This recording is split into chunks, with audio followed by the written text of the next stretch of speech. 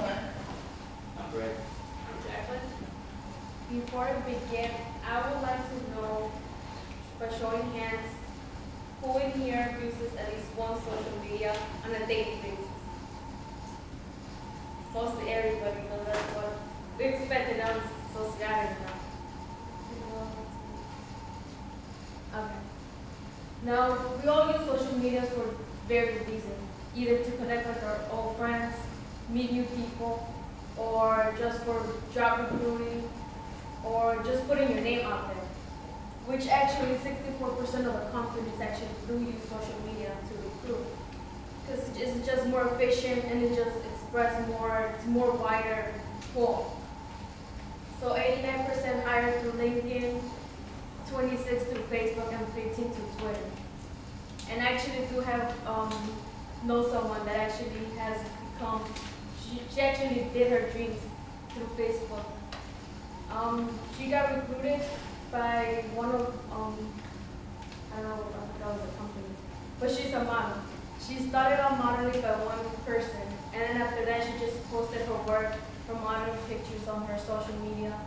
And from there, that one person that recruited her really liked her, like, oh, she's really great. And then once that person says, oh, she's amazing, then the person hears about all the modeling events out there. And that's when they say, oh, I know someone out there, and check out her Facebook page.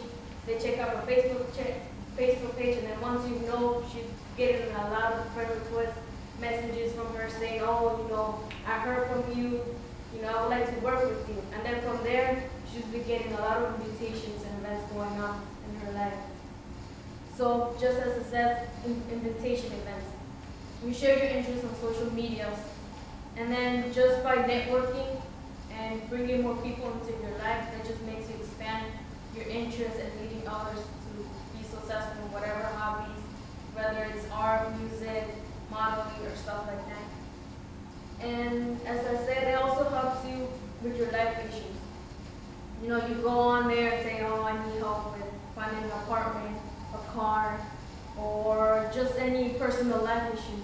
You could just jump in there, with your networking people that you have in there. You just say, oh, I need help finding a house, any recommendations. They'll say, oh, go check out this place, or I know this one place is really cheap, or they'll really help you out there. And as conclusion with this, for networking, it just puts a name of you out there. You put your name out there, your personal brand, just based on what you put on your social media. So next we're going to talk about employment opportunities. The pros of social media, like Sarah was saying about everything, is that it's really easy to find jobs out there now. If you have a LinkedIn, Facebook, or Twitter, you have the option to put all your work history on there.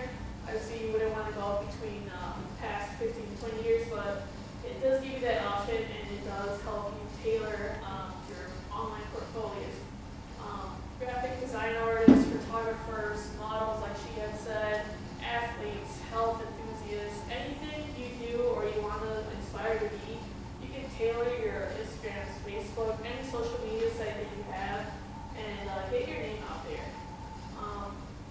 The great thing also about it is that a lot of companies now are recruiting through those sites, so anything that, you can, especially for LinkedIn, you put what are your attributes, are you good at marketing, you're a salesperson, customer service, anything that you have skills in, they can tailor that to you as well and help you find jobs. So there's so many different ways using social media you could build awareness, from a club to a particular organization that you care about, or a club here at RMU to something that you hear about in your own personal life, or just information that you want to get out there. These could be charity, public service opportunities, volunteering, anything and anything could be on social media nowadays. And it's a great place to just start to get information about particular things, or just get information out there to particular people that you care about. And nowadays everything's on social media. We could get play-by-plays of what's going on in the world just using social media right now. Everyone's putting their commentary out there about what they believe in, and everyone's using it. So first of all, we have a video to share with you guys just to show some of the ways that social media is being used to build awareness.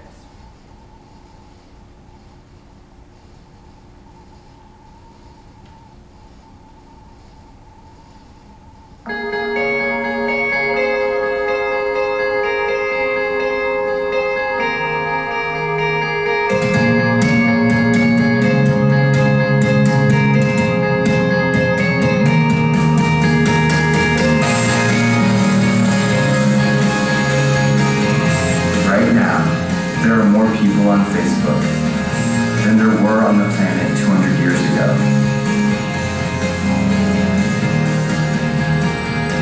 Humanity's greatest desire is to belong and connect. And now we see each other. We hear each other. Grandpa, I love you. I love you. Boy, why want to take a picture? We share what we love, and it reminds us what we all have in common. Dug out alive and well after 7.5 days. And this connection is changing the way the world works.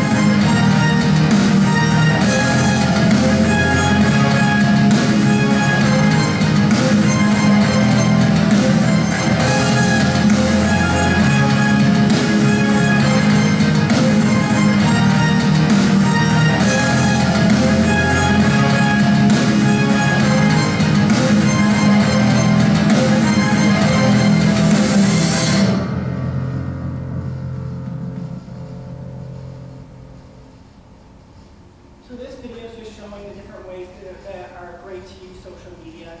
We just want to share these with you guys before we start to get into the cons and the difficulties of social media that we're all aware of.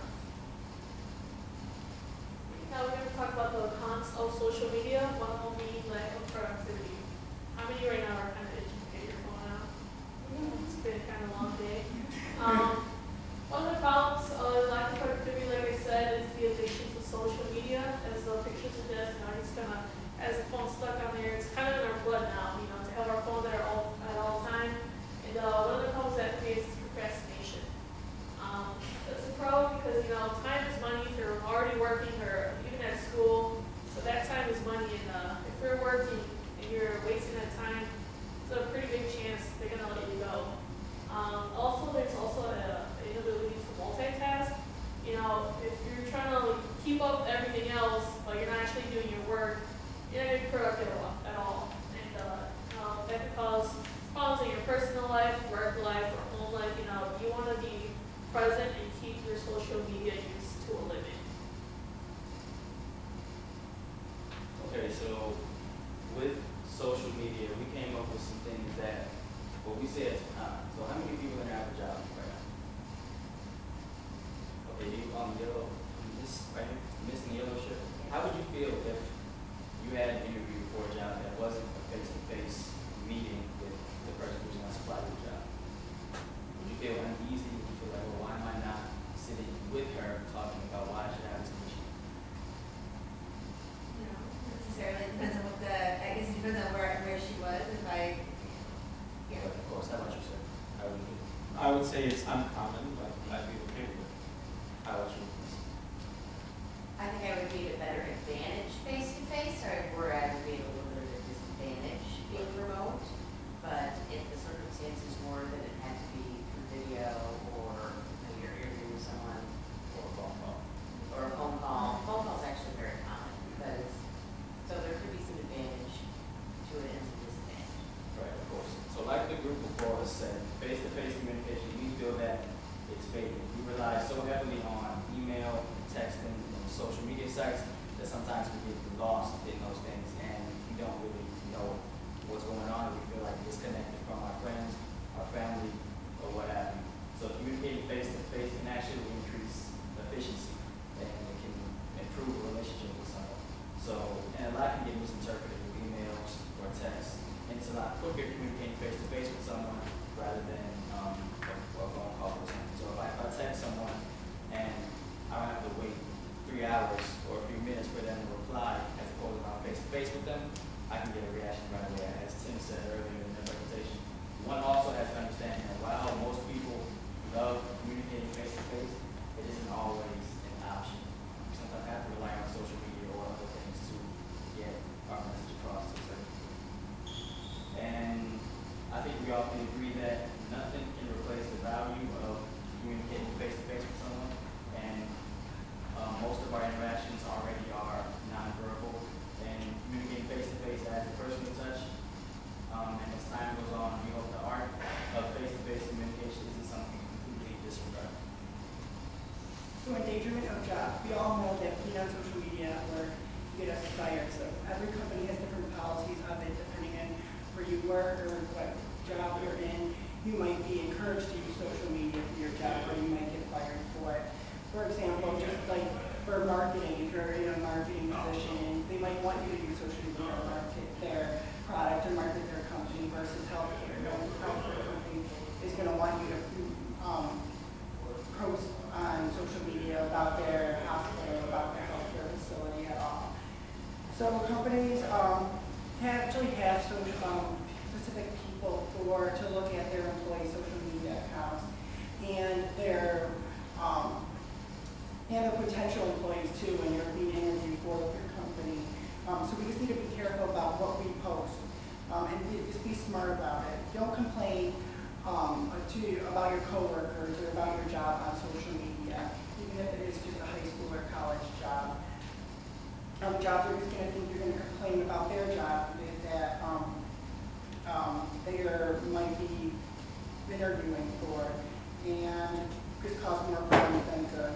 And while you're in school, don't complain about the school or your professors on there either. The job's just going to think that you're going to complain about them, just like you're complaining about your professors. And even the page that you like on social media accounts, people could see these, and jobs are going to want to see, I love to party, that you like. And jobs are just going to think they're going to come hungover on Monday morning. Their job would be unproductive for them and just not a good fit for their company. While in college, it's probably the most critical time to watch what we post on social media. We're not in our jobs yet, and we're not in our careers yet, and we haven't proven ourselves yet. And companies are going to just be looking at this while we're applying for jobs after graduation. And we all know a person that posted about their crazy weekend in Las Vegas, and which made them lose a job or just get turned down for a job that they may have been interviewing for.